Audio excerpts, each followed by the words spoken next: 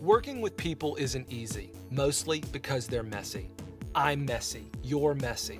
Face it, we make mistakes, and sometimes working together to accomplish the mission can be harder than it needs to be. Are you ready? Write this formula down because I think this can revolutionize the way you make the dream work. Potential plus willingness equals endless possibilities. Jesus led the most remarkable ministry in history. He had a laser-focused vision and was able to transfer it to his team in such a way that even through his personal ministry lasted only 3 years and his small team consisted of unqualified men, over 2,000 years later, about 1/3 of the world's population identifies with him. When I look at the life of Jesus and the team that he built while he was on earth, two main things grab my attention that display this formula in his ministry. Okay, here's the first main thing. There's power and potential. When Jesus called his disciples, there was nothing special about them. The majority of these men were common laborers. One was even a tax collector, seen as a traitor to his own people.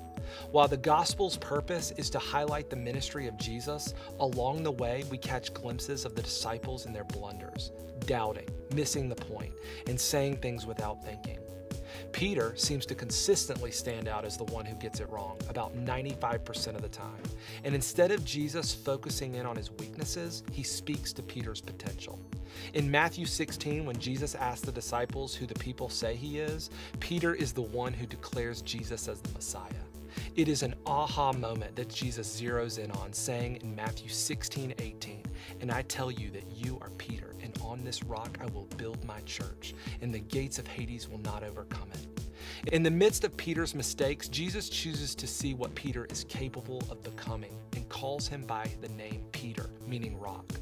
Throughout the Gospels, we see an unstable man who can't seem to control what he says, but to Jesus, he is a rock. Okay, here's the second thing. Willingness changes everything. Jesus could have chosen anyone for his team, but instead of scanning resumes for religious qualifications, education, or pedigree, he looked for one thing: willingness.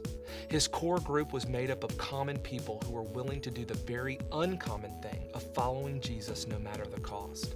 When he said, "Follow me," they left what they were doing and did just that, following Jesus for 3 years while he was on earth, and then for the rest of their lives as they laid the foundation of the church.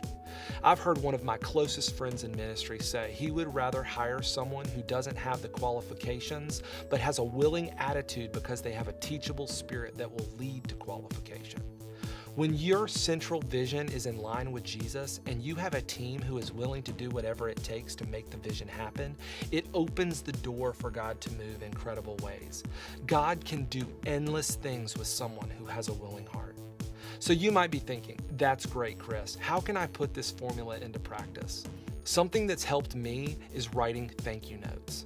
So, be willing to write 5 thank you notes to people in your ministry who have either displayed willingness or have potential in an area that you've noticed. Not only will you be able to practice willingness, but you'll call out the potential in someone else. Remember that what gets recognized gets repeated.